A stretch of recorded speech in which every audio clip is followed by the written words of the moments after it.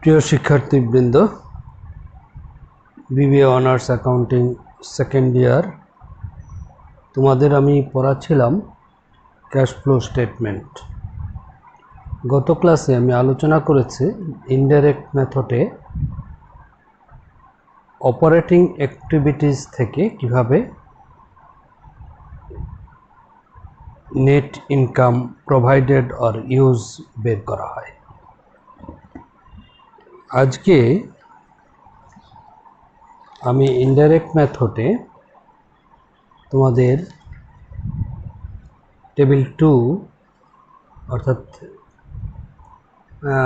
Cash flows from investing activities কীভাবে বের করতে হয় সেই অংশটা দেখাবো, এবং সেই সাথে ফিনান্সিং অ্যাক্টিভিটিস থেকে কিভাবে ক্যাশ ফ্লোজ বের করতে হয় সেটা দেখাবো।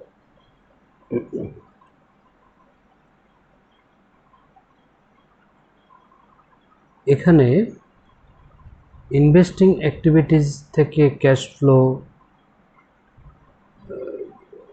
কত আর ক্যাশ ইউজড কত সেটা বের করার জন্য আমাদের প্রথমেই দেখতে হবে স্থায়ী সম্পদগুলি বিক্রি করে আমাদের কি এসেছে। এর মধ্যে আছে sale of property, plant and equipment, sale of intangible asset,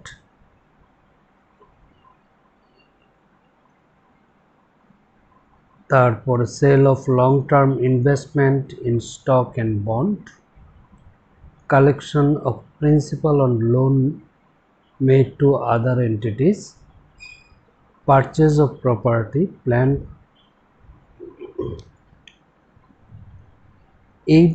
এইগুলি আমাদের ক্যাশ ইনফ্লো। যেমন আমরা যদি প্ল্যান্ট বা প্রপার্টি বা ইকুইপমেন্ট সেল করি, ইনটেনজিবল অ্যাসেট সেল করি, কিংবা লং টার্ম ইনভেস্টমেন্ট যেমন স্টক, বন্ড ইত্যাদি সেল করি, তারপর যদি লোনের প্রিন্সিপাল অংশ আমরা কালেকশন করি, তাহলে আমাদের ক্যাশ ইনফ্লো হয়। আবার একইভাবে purchase of property, plant and equipment এইগুলি দ্বারা আমাদের ক্যাশ আউটলে হয়, অর্থাৎ ক্যাশ টাকা চলে যায়। পারচেজ অফ ইনটেনজিবল অ্যাসেট, আমরা সেলগুলি আগে বলেছি, এখন বলছি পারচেজগুলি। Purchase of intangible asset, purchase of long term investment in stock and bond, purchase of land. এগুলো বিয়োগ করার পর যদি পজিটিভ রেজাল্ট আসে তাহলে আমরা ধরে নিব যে ইনভেস্টিং অ্যাক্টিভিটিস থেকে ক্যাশ ফ্লো হয়েছে। এটাকে বলবো আমরা ক্যাশ, নেট ক্যাশ প্রোভাইডেড। আর যদি নেগেটিভ রেজাল্ট আসে তাহলে আমরা বলবো net cash used in activities, investing activities. তাহলে টেবিল 6-কে আমরা দেখলাম যে টেবিল 2-তে আমরা দেখলাম যে cash flows from investing activities, যে আমরা যদি প্রপার্টি সেল করি কিংবা intangible asset, plant, equipment, long term investment, then loan, যদি আমাদের প্রদত্ত লোন যদি থাকে সেখান থেকে যদি কালেকশন হয় তাহলে আমাদের ক্যাশ ইনফ্লো হয়। এবং ঠিক একইভাবে আমরা যদি পারচেজ করি property, plant and equipment, purchase of intangible asset, purchase of long-term investment in stock and bond, lending fund to other entities, আমরা যদি লোন দেই, পারচেজ অফ ল্যান্ড, আমরা যদি ল্যান্ড ক্রয় করি তাহলে আমাদের ক্যাশ আউটলে হয়। তাহলে এই দুটোর মধ্যে যদি আমাদের ইনফ্লো বেশি হয় তাহলে বলবো নেট ক্যাশ প্রোভাইডেড, এবং আউটফ্লো বেশি হলে আমাদের নেগেটিভ রেজাল্ট আসবে, সেটাকে বলবো আমরা net cash used in investing activities. এই হলো আমাদের টেবিল 2। এখানে আমরা ইনডাইরেক্ট মেথডে কিভাবে ইনভেস্টিং অ্যাক্টিভিটিস থেকে কি ক্যাশ ফ্লো হলো কিংবা ক্যাশ আউটলে হলো সেটা আমরা বের করতে পারি। তারপর দেখো টেবিল 3, এখানে বলা আছে যে cash flows from financing activities. Financing activities থেকে যে যদি আমাদের ক্যাশ আসে, যেমন সেল অফ কমন স্টক, আমরা যদি কমন স্টক সেল করি তাহলে আমাদের ক্যাশ ইনফ্লো হয়। সেল অফ প্রেফার্ড স্টক, অগ্রাধিকারযুক্ত শেয়ার যদি আমরা বিক্রি করি। তারপর borrowing by issue of note or bond, আমরা যদি নোট ইস্যু করে কিংবা বন্ড ইস্যু করে টাকা নিই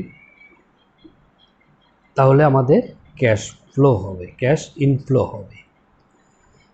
আবার যদি আমরা কিছু পেমেন্ট করি, যেমন payment of cash dividend, redemption of long term dates, আমরা যদি দীর্ঘমেয়াদী যে ঋণপত্র আছে সেগুলি যদি পরিশোধ করি, redemption of preferred stock, preferred অগ্রাধিকারযুক্ত শেয়ার যদি আমরা রিডিমশন করি বা সেল করে দিই কিংবা পরিশোধ করে দিই, পারচেজ অফ ট্রেজারি স্টক, তাহলে আমাদের ক্যাশ আউটফ্লো হবে। তাহলে ইনফ্লো যদি বেশি হয় তাকে বলবো net cash provided, and outflow যদি বেশি হয় তাহলে আমরা বলবো net cash used in financing activities. তাহলে আমরা কি দেখলাম যে ফিনান্সিং অ্যাক্টিভিটিস থেকে যেসব আইটেম থেকে টাকা ইনফ্লো হয় সেগুলো হলো sale of common stock, sale of preferred stock, borrowing by issuing notes or bonds, এগুলি দ্বারা আমাদের ক্যাশ ইনফ্লো হয়। আবার যদি আমরা ডিভিডেন্ড পেমেন্ট করি, লং টার্ম ঋণপত্র পরিশোধ করি, redemption of long term debts এবং and redemption of preferred stock, যদি অগ্রাধিকারযুক্ত শেয়ার যদি আমরা পরিশোধ করি, ট্রেজারি বন্ড যদি ক্রয় করি তাহলে আমাদের ক্যাশ আউটলে হয়, অর্থাৎ ক্যাশ চলে যায়। তাহলে যদি আমাদের ক্যাশ ইনফ্লো বেশি হয়, আউটফ্লো কম হয়, তাহলে আমাদের পজিটিভ রেজাল্ট আসবে, সেটাকে বলবো আমরা net cash provided by financing activities. আর যদি আমাদের ক্যাশ আউটফ্লো বেশি হয়, ইনফ্লো কম হয়, তাহলে নেগেটিভ রেজাল্ট আসবে, সেটাকে বলবো আমরা net cash used by financing activities. তাহলে আমরা দেখলাম যে প্রথম ক্লাসে দেখলাম cash flows from operating activities, তারপরে টেবিল 2তে দেখলাম cash flows from investing activities, এবং টেবিল 3তে দেখলাম cash flows from financing activities.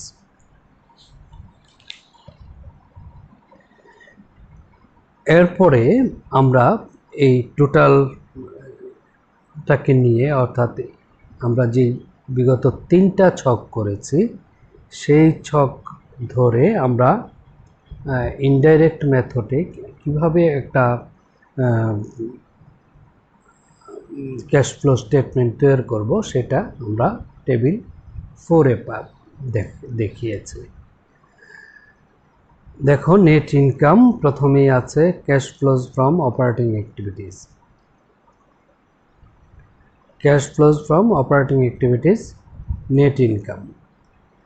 তারপর এর সাথে adjustment to reconcile the income to net cash provided by operating activities. Operating অ্যাক্টিভিটিসকে আমরা যে নেট ইনকাম আমরা পেলাম সেই নেট ইনকাম পেলাম সেটাকে আমরা নেট ইনকামে রিকনসাইল করব। যেমন এর সাথে যোগ করব depreciation expenses, loss on sale of fixed asset, তারপর মাইনাস করব gain on sale of fixed asset, তারপর লেস করব ইনক্রিজ ইন কারেন্ট অ্যাসেট, তারপরে অ্যাড করব decrease in current asset, less add করব increase in liabilities, current liabilities, decrease in current liabilities, এগুলি minus করব। তাহলে আমরা net cash provided or used by operating activities পাবো, যেটা আমরা প্রথম ছকে দেখিয়েছি। তারপরে 2 নাম্বার হলো cash flows from investing activities, যেটা আমরা 2 নাম্বার ছকে দেখিয়েছি। Purchase of fixed asset for cash হলে আমাদের ক্যাশ আউটলে হয়, সুতরাং এটা আমরা বিয়োগ করে দিব। এবং sale of fixed asset for cash, ক্যাশে যদি আমরা ফিক্সড অ্যাসেট বিক্রি করি তাহলে আমরা অ্যাড করব। এর থেকে যে রেজাল্ট আসবে সেটাকে net cash provided or used by investing activities, অর্থাৎ আমাদের যদি ইনফ্লো বেশি হয় এবং আউটফ্লো কম হয় তাহলে আমাদের পজিটিভ রেজাল্ট আসবে, সেটাকে বলছি আমরা ক্যাশ প্রোভাইডেড। আর যদি আউটফ্লো বেশি হয়, ইনফ্লো কম হয়, তাহলে আমরা সেটাকে বলবো net cash used by investing activities. তারপরে 3 নম্বর ছকে আমরা দেখিয়েছি যে cash flows from financing activities. ফিনান্সিং অ্যাক্টিভিটিসের মধ্যে যদি আমরা এর আগে দেখিয়েছি, যদি আমরা কমন স্টক ইস্যু করি, বন্ড ইস্যু করি, তাহলে আমাদের ক্যাশ ইনফ্লো হয়। আবার যদি ডিভিডেন্ড পেমেন্ট করি, তারপর রিডিমশন করি বন্ড, স্টক, প্রেফার্ড স্টক কিংবা লং টার্ম লোন পরিশোধ করি, তাহলে আমাদের ক্যাশ আউটলে হয়। তাহলে এখানে দেখো আমাদের সংক্ষিপ্ত কয়েকটা আইটেমকে দেখানো হয়েছে। যেমন পেমেন্ট অফ ডিভিডেন্ড মাইনাস করতে হবে, issue of common stock plus করতে হবে, তাহলে যেহেতু এটা ক্যাশ ইনফ্লো হয়। ইস্যু অফ বন্ড, এতেও ক্যাশ ইনফ্লো হয়, তাহলে অ্যাড করতে হবে। রিডিমশন অফ বন্ড, তার মানে ক্যাশ আউটলে হবে। Payment of long term loan, এতেও ক্যাশ আউটলে হবে, এগুলি মাইনাস করতে হবে। যেটা রেজাল্ট পাবো সেটা হবে net cash provided by or used by financing activities, অর্থাৎ আমাদের ক্যাশ ইনফ্লো যদি বেশি হয় তাহলে আমরা ক্যাশ প্রোভাইডেড বলবো, নেট ক্যাশ প্রোভাইডেড বলবো। এবং যদি আউটফ্লো বেশি হয় তাহলে আমরা net cash used by financing activities বলবো। তাহলে net decrease or increase in cash, অর্থাৎ এই 3টি যোগ বিয়োগ করার ফলে দেখো আমরা net cash used by operating activities, এটা আউটার কলামে লিখেছে। দেন আমরা প্লাস মাইনাস করেছে নেট ক্যাশ ইনফ্লো আর outflow, net cash provided or used by investing activities, এর সাথে যুক্ত হবে net cash provided by financing activities. এই 3টা যোগ করার ফলে পরে আমরা নেট ইনক্রিজ আর নেট ডিক্রিজ ইন ক্যাশ বের হবে। এর সাথে যোগ হবে cash beginning at the period, অর্থাৎ আমাদের বছরের শুরুতে যে নগদ টাকা ছিল সেটা আমরা যোগ করব, ফলে বের হবে cash at the end of the period, অর্থাৎ আমাদের বছর শেষে কত টাকা থাকবে সেটা আমাদের বের হবে। আর এখানে একটু ফুটনোট এর ভিতরেই দেওয়া আছে, দেখো non cash activities, issue of bonds against land. আমরা ল্যান্ড পারচেজ করতে গিয়ে যদি আমরা বন্ড ইস্যু করি তাহলে সেটা আমাদের নন ক্যাশ অ্যাক্টিভিটিসের মধ্যে পড়বে, সেটি আমাদের ক্যাশ ফ্লো স্টেটমেন্টে অন্তর্ভুক্ত হবে না। তো থ্যাংক ইউ ভেরি মাচ, আজকে এই পর্যন্তই থাক। আমরা দেখলাম ইনডাইরেক্ট মেথডে কীভাবে ক্যাশ ফ্লো স্টেটমেন্ট করতে হয়। তাহলে ইনডাইরেক্ট মেথডে আমাদের মূলত 4টি পার্ট করতে হয়। সেটা হলো 1 নম্বরে করতে হয় cash flows from operating activities, দ্বিতীয়ত করতে হয় cash flows from investing activities, তার তৃতীয়ত করতে হয় cash flows from financing activities. এই তিনটা যোগ করার পর যেটা আমরা পাবো সেটাকে বলছি net increase or decrease in cash. এর সাথে অ্যাড করব আমরা cash at beginning of the period.